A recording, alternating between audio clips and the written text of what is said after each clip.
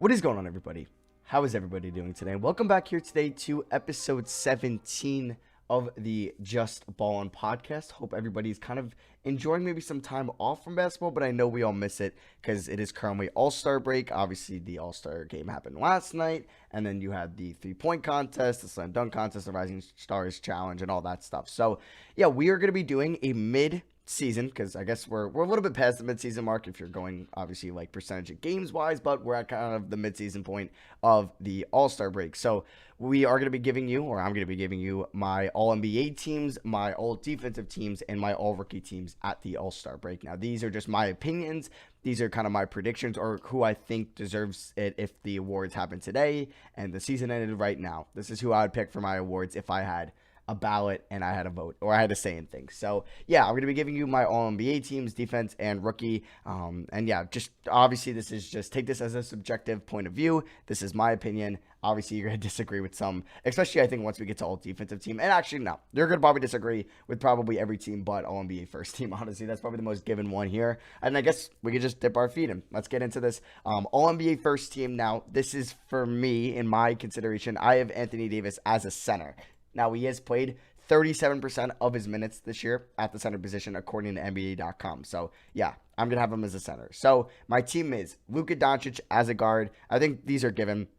James Harden as a guard. I don't really need to talk too much about that. It's obviously self-explanatory why they're an All-NBA first-team type player this year. And, yeah, forwards, LeBron, Giannis, centers, Anthony Davis. I think those are the 5 best NBA players this season. I don't really think there's a huge debate. And also, I want to kind of state now what I took in consideration. Your team has to be good. Mainly there's just one player on my All-NBA team. So out of 15 spots, one player isn't currently on a playoff team right now. He's currently, I think, the 9th seed or the 8th seed right now. He's currently the 9th seed, and you can already guess who that is. That'll be my All-NBA second team. But yeah, so like Trae Young won't make my list. Now, the reason this player, and I'll just start it, it's Damian Lillard. He's my first guard for All-NBA second team. The reason he makes it is because he's at least giving the Blazers a fighting chance. They're 25-31. They're 4 games out of the 8th seed. They're still in there. Trae Young and the Hawks, they're 15-41. They are currently 7 games out of the 8 seed, and I don't think, or no, excuse me, they are 10 games out of the 8 seed, and I don't think they're catching the Orlando Magic. So that is the reason why I pretty much pick players that are only on playoff teams, besides the one exception of Damian Lillard. But yeah, like I said, first team, Luka, Harden, LeBron, Giannis, AD. They're all self-explanatory. I don't really feel like I need to waste your time and go into them. Obviously, they're all great and they're all elite in their own way, and I think everybody can agree those should be the NBA first team selections if Anthony Davis is considered a center. If he's not and he's a forward, then it gets interesting. You'd probably have to decide between LeBron or AD. I'd probably pick LeBron, and then you move AD down to the second team, and then probably the center would be, I guess, Embiid, Jokic, Gobert, whoever you think would be the first team center. So, yeah, that is my NBA first team. Like I said, I'm not going to go into it because obviously it's self-explanatory. Now, second team. It's starting to get a little tough, but I like my second team selection. So my guards were Damian Lillard and Ben Simmons. Like I said, Damian Lillard's having an incredible season. He's honestly like having one of the best shooting seasons ever. Like watching him play every night and watch him pull up from 40 feet is just incredible. But yeah, he's averaging 30 points a game, basically 29.5 if you round up.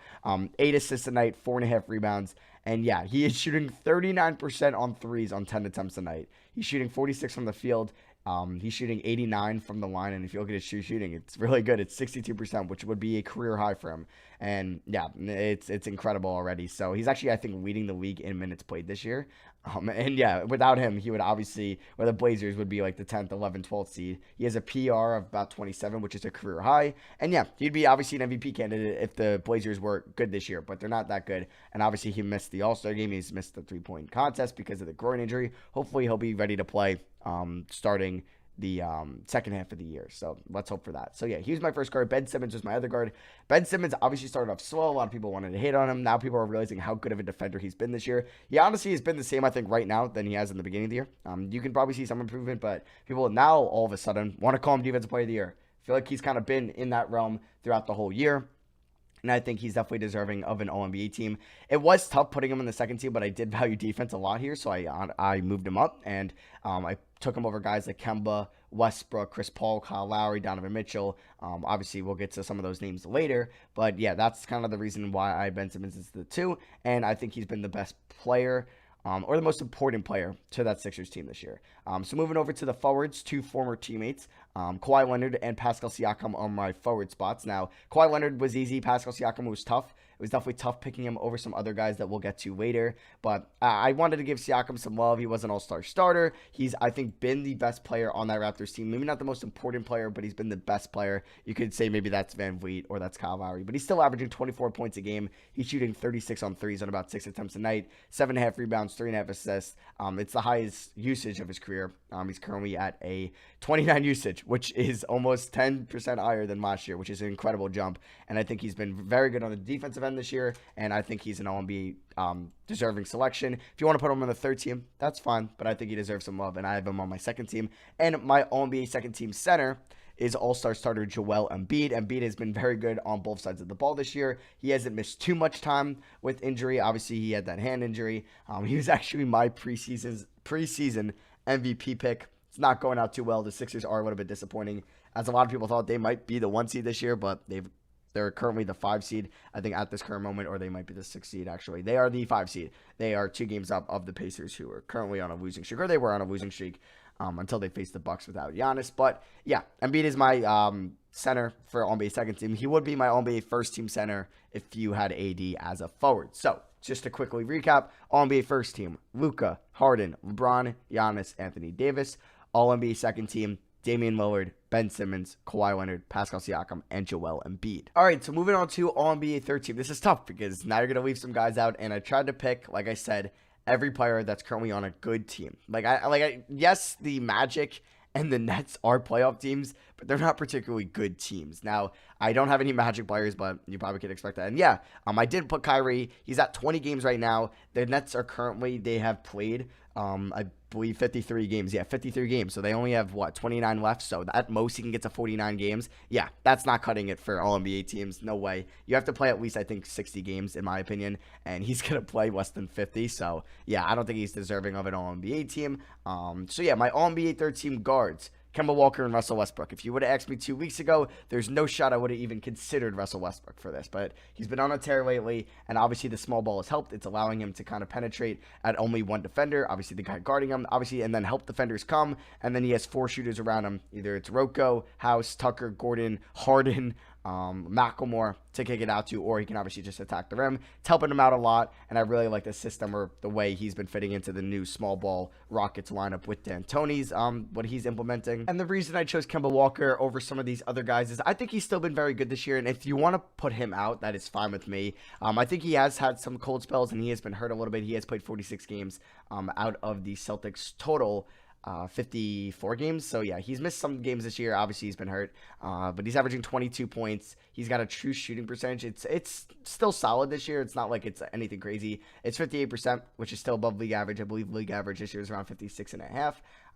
But it's tough. He was kind of somebody like, I was like, do I flip a coin to do this? Because obviously you only have a certain amount of spots. And I'm also a big advocate just to make this positionless. And you don't have to have positions. And you can just have the 15 best players. I'm open to that. I honestly would rather have that. Because obviously there's only 3 center spots. That kind of sucks. But there's 6 guard spots. But yeah, I ended up choosing Kemba Walker. Now moving over to my forwards. Yeah, so we had 2 Sixers on All-NBA second team and Ben Simmons and Embiid. And for All-NBA third team, I have 2 Celtics. I have Kemba Walker and I have Jason Tatum. Now, Jason Tatum, I think, honestly, should be in the conversation for most improved player. I don't think he's going to get that love, obviously, because he's been kind of solid his first 2 years, and he's breaking out this year, though. 22 points. He's shooting 38% from the field, or, excuse me, from 3.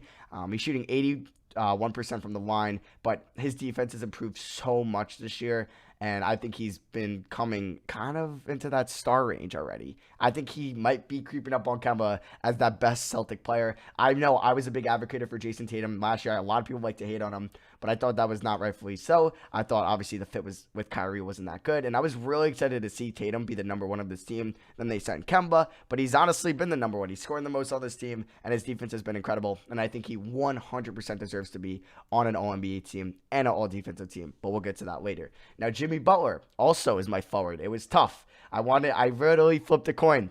I flipped a coin between Jimmy Butler and Chris Middleton. I didn't know who to pick. I ended up going Jimmy Butler, and then my center was Nikola Jokic. He was pretty tough too to pick over Gobert or Adebayo, but I ended up going with Jimmy Butler, leading the Heat to a top 5 seed in the Eastern Conference. They are currently the 4th seed. They are 35-19. He's the best player on that team. I had a Raptor. I've had a Buck. I've had a Celtics. I've had 2 Celtics. I've had 2 Sixers. I wanted to get a Heat on this list, and that was Jimmy Butler and then in the Western Conference, we had 2 Lakers, we had a Clipper, we had 2 Rockets, we had 1 Nugget. But yeah, I didn't put any Jazz on this list. It sucks. If you want to honestly put in Donovan Mitchell over Kemba Walker, now that I'm talking about it, I think I would be okay with doing that. So don't crucify me, Jazz fans. I'm sorry. But yeah, to recap my All-NBA teams, my All-NBA first team, Luka Doncic, James Harden, LeBron James, Giannis Antetokounmpo, and Anthony Davis. My All-NBA second team, Damian Lillard, Ben Simmons, Kawhi Leonard, Pascal Siakam, and Joel Embiid. And then my All-NBA third team is Kemba Walker, Russell Westbrook, Jason Tatum, Jimmy Butler, and Nikola Jokic. Some runner-ups that I wanted to mention or at least give some love to for guards, Donovan Mitchell, Kyle Lowry, and Chris Paul. Just wanted to give those guys some love into the runner-ups honorable mention section. And then for forwards, Chris Middleton and Domantas Sabonis. And then my centers, Rudy Gobert and Bam Adebayo. All right, so moving over to all-defensive first team. Now, I thought the first team was pretty easy. I actually think this is what it's going to be by the end of the year if it ended right now. And I also cheated a little bit, and I made AD a forward in this. But I made him a center on the All-NBA teams. And then my all-defensive second team was rough. And I don't know how I feel about it. It's tough. It was the last guard spot, and then honestly one of the forward spots I wanted to debate on. But yeah, we can get into this. So, like I said, the all-defensive first team I thought was pretty easy. I think a lot of people are going to have the same one. Maybe one player doesn't make it. Maybe one does. But yeah, my guards are Ben Simmons and Marcus Smart, 2 players from the Atlantic Division. They've both been great on that side of the ball this year. I think Ben Simmons has probably been the better defender this year. But I think overall, Marcus Smart's probably the better defender. Obviously, people want to give Ben Simmons love for being possibly in the Defensive Player of the Year conversation. And yeah, he's able to guard 1 through 5. Is he 6'10", 6'11" off the top of my head? I do honestly want to look it up, so I'm not wrong. But he's 6'10", yeah, and he can literally guard every position on the floor. You watch him on that side of the ball, it's honestly a treat to watch. He's played mainly all his minutes on offense at point guard, but he can guard all 5 positions on the floor, and he definitely should be all defensive first team. He should be unanimous in that.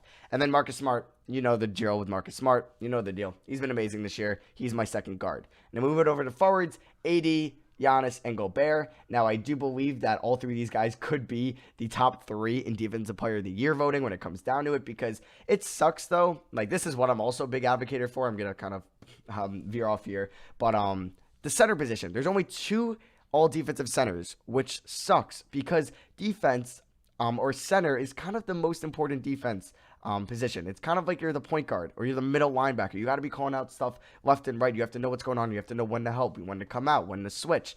And I think it's very important, and it kind of sucks that there's only 2 center positions on the all-defensive team. But yeah, I ended up going AD, Giannis, and Rudy Gobert. I think those 3 are pretty self-explanatory as well. I think AD is probably the front runner to win Defensive Player of the Year at this moment if the season ended right now. But I think Giannis and Rudy deserve some love. And if Giannis was MVP, they're probably not going to give him Defensive Player of the Year. So moving on to all-defensive second team, this is where it got tough for me. There was a couple easy ones, or ones I felt good about. It was my center and my first guard. It was Patrick Beverley and Joel Embiid. I thought like Joel Embiid, I think had kind of a sizable or a very big marginal gap between the next center that I considered, which was Bam Adebayo. But I ended up going Joel Embiid, and obviously you can probably give Brook Lopez some love as well. But yeah, I went Embiid there, Patrick Beverley at the first guard, and then this is where you can kind of disagree with me, and I can understand why. So don't take this too seriously. This is just my subjective opinion. Next guard, Chris Dunn. Yeah, I know, but I think Chris Dunn has been great on the side of the ball, that side of the ball this year. If you watch him, he's been great, and he's on a bad team with not very good defenders on the floor with him, with Wendell Carter Jr. being hurt. Markkanen's missed some time. He's sharing the court with Zach LaVine, Thomas Satoransky, Kobe White, not very good defenders. Their literally best perimeter defender, Porter Jr., been out this year. Otto Porter, actually, I don't know if he's a junior. And then Wendell Carter Jr. has been hurt. So I know he's on a bad team, but the advanced metrics love him. Box plus minus or defensive box plus minus loves him. Defensive PIPM loves him. RAPM loves him. And then that's real adjusted plus minus. And then defensive win shares love him. And I wanted to give him some love. It's been a crappy year for Chicago, and they're hosting the All-Star game. They didn't have an All-Star, unfortunately. I thought Markkanen was going to be an All-Star. He was my preseason All-Star pick, or he was one of the picks. And yeah, Jim Boylan and that team has not been good this year. But yeah, I'm giving Chris Dunn some love. and I ended up choosing him over like a guy like Fred VanVleet or Kyle Lowry or I don't even know who else you want to consider for this at this moment, but I ended up going Chris Dunn. And my two forwards are Jimmy Butler and Jason Tatum. I chose those guys mainly because they played majority of their team's games this year. Obviously, you can probably throw Kawhi Leonard in here, Paul George, but they have missed some time in their own right. And I think these two players have been great on that side of the ball. And I also wanted to give OG Anunoby some love as well. And I considered him maybe for one of those forward spots. But yeah, obviously you can want to say Rocco or PJ Tucker as well, but I ended up going those five: Patrick Beverley, Chris Dunn, Jimmy Butler, Jason Tatum, and Joel Embiid. So to recap my all defensive teams, there's only two of them. Maybe they should add a third. But yeah, it's Ben Simmons, Marcus Smart, Anthony Davis, Giannis Antetokounmpo, and Rudy Gobert for all defensive first team. And then my all defensive second team is Patrick Beverley, Chris Dunn, Jimmy Butler, Jason Tatum, and Joel Embiid. And I wanted to give OG Anunoby and Bam Adebayo some love as well. Okay, now on to all rookie teams. Now I kind of made this positional list for the most part because I didn't want to help out somebody like Jackson Hayes, who I don't think deserves to probably be a top 10 rookie. He definitely deserves to be on the cusp of all rookie second team, but he's pretty much the only good rookie center this year, if you honestly look at it. So I don't want to give him love just for that, when I don't think he's personally been in the top 10 in rookies. But that is debatable. He is in one of my honorable mentions, so don't get mad at me, Pelicans fans. And yeah, I was kind of a cop-out as well. I put Zion on my all-rookie first team. Honestly, we've seen 7, 9, 10 games from Zion this year, and I already want to put him there, and I would already probably vote him second in Rookie of the Year voting. And yeah, he's only played 10 games, but he's averaging 22 points in 27 minutes. He's been incredible, 7.5 rebounds, and he's shooting 58% from the field. He's got a true shooting of 62%, and his per 36 is amazing. It's 29 points, about 10 rebounds, 3 assists. It's incredible. So, yeah, my all-rookie first team: Ja Morant, Kendrick Nunn, Brandon Clark, Zion Williamson, and Tyler Hero. Two notable things: 2 Grizzlies and 2 Miami Heat. So that was pretty cool, with Morant and Clark being the Grizzlies, and then Hero and Kendrick Nunn being the Miami Heat. Now, let's see if you want to maybe have any controversy. So I put 2 guards in for John Nunn, and then forwards were Clark and Williamson. And then I put a utility, so like just a throw in, and that was Tyler Hero. Now, other guys you could have put there: Matisse Thybulle, Eric Pascal, you could have considered.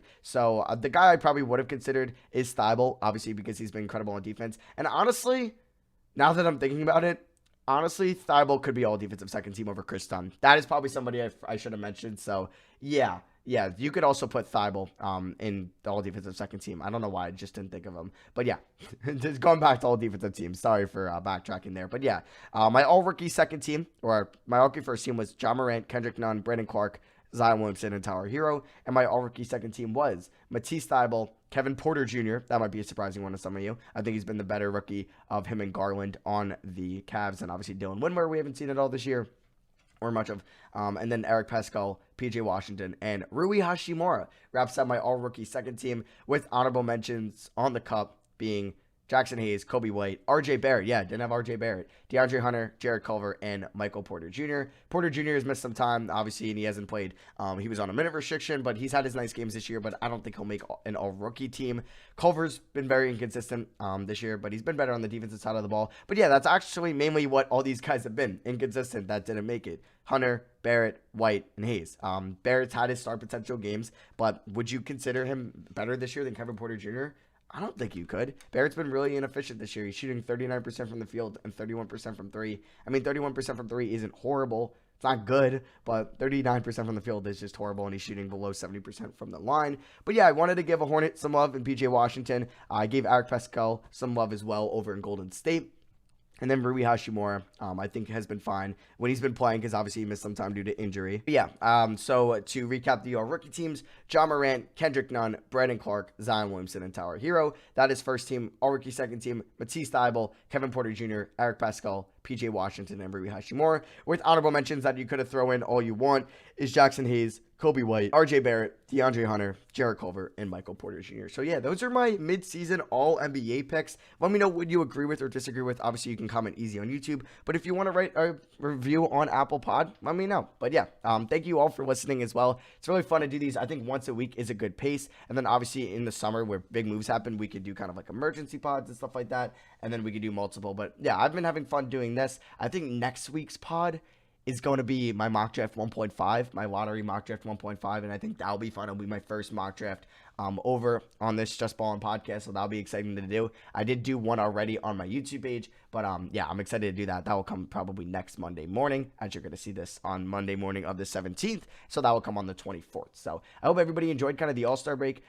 It's kind of a nice relaxation knowing that basketball is going to come back in a couple days, but it's nice having a couple days off and kind of having some other hobbies that you can kind of enjoy, and then we'll get right back into the flow of things. I believe on Wednesday or Thursday. I believe it might be. I forget off the top of my head. But yeah, it's one of those days that basketball returns. So I hope you guys enjoyed my AllNBA, my All-Defensive, and my All-Rookie teams. If you're on Spotify, if you could drop a follow, I'd appreciate that a lot if you're listening over there. And then if you're on Apple Pod, if you could write a rating or review, I'd love that. And I would really appreciate that. And then if you're on YouTube, a like or just like a comment or saying you subscribe just because of the pod, it means a lot to me. So yeah, thank you all for listening. I love you guys, and I'll see you guys in episode 18. Peace, y'all.